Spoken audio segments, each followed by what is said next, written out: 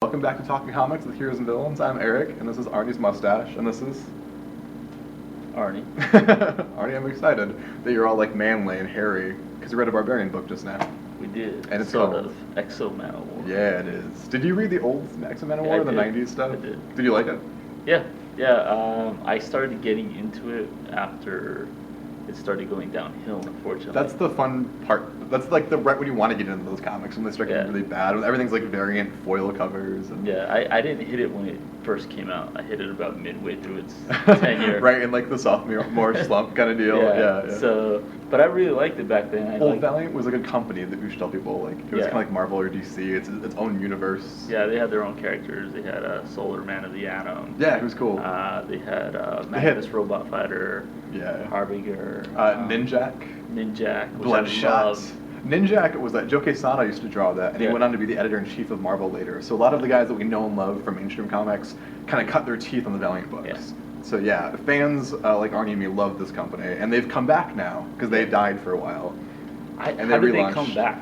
I think someone new bought them and just started publishing the books again. Okay, because I thought they were like bankrupt or something. Yeah, they went under and they sold it. Someone bought it. They didn't do anything for years, and now they're relaunching it, and it's gonna be a Bloodshot movie. And all the books are from like square one, DC style relaunch. Just you don't have to read anything from the '90s if you don't want to. Wow. Yeah. So it's big full force. Bloodshot movie, huh? Yeah, it should be awesome. That might not be the best idea. But I think it'll be digress. cool. This is X-O Manowar, and this is kind of like Valiant's Iron Man analog. Yeah. But he's not a super genius like Iron Man. Right. He's an old thug. He's the last of the Visigoths. Arrogant Visigoth.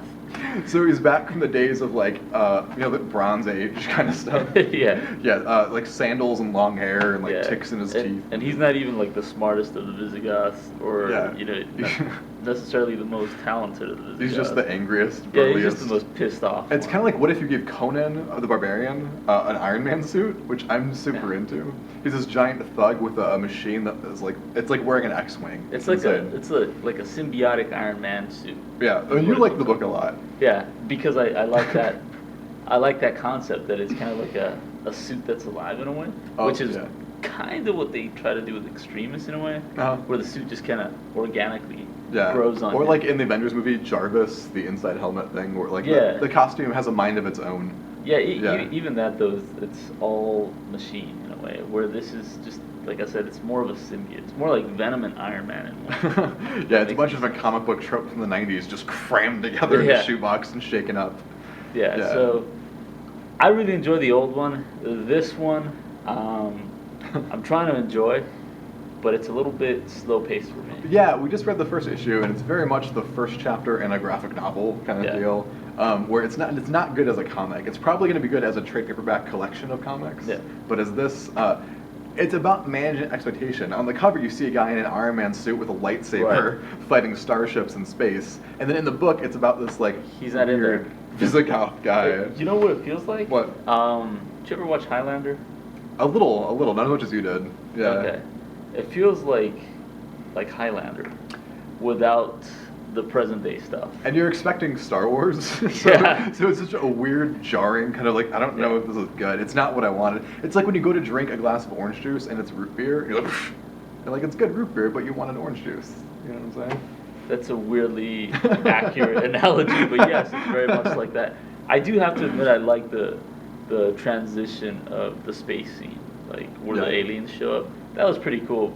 But even then, it's just like, I need more sci-fi. The juxtaposition of the old school guys with like hammers hitting each other in the head with the space age Star Trek kind of stuff is fun. And that concept is strong enough to last for years, and it did back in the '90s. I'm excited to see that again. Yeah.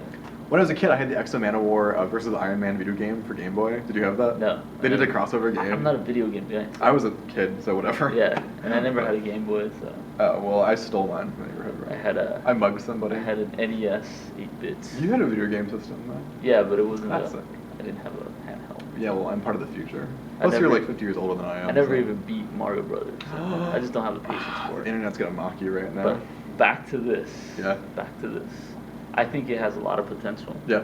It was very well written, but it was really slowly paced for me. Yeah. What are you most excited to see? Because I know we both anticipate a lot of stuff in this book. I want to see issue 2 where he puts on the costume. Yeah, I want to see him interact with the rest of the Valiant universe because I love Harbinger. That's a book that came out already, and that's really good. Archer and Armstrong is friggin' amazing. Are they gonna bring back Shadow Man? I don't know. They should. Isn't that Malibu? No, I thought that was Valiant. Was it? Yeah. What was it? I don't remember that. I just remember like Ninjak I and think those you're guys. thinking of Nightman. Yeah, you're correct. You're I'm correct. thinking of Shadow Man. Yeah, so the universe is awesome. I want to see more of them interacting. I want to see like a cohesive universe. Yeah, that's gonna be exciting. Yeah. So, as Yeah. far as X-O Manowar, give it a shot. It's like a C plus. We're both still Yeah. involved. We both want to read issue 2. Yeah. And it can only get better. It's a cool concept. And it's for me, it's a bit of nostalgia. I want to go back and read the other issues. Yeah. And see how this kind of fits in there. I totally did that. I dug up my old issues after I read this. Like, yeah, in my room just reading. Yeah, it was fun. So let us know what you think. We're all over the internet. We're at facebook.com/Heroes and Villains Tucson. We're Twitter. on Twitter. Yeah, which is H&V Comics. We're on Tumblr too. It's also Heroes and Villains Tucson on Tumblr. So yeah, let us know what you think, young Visigoths.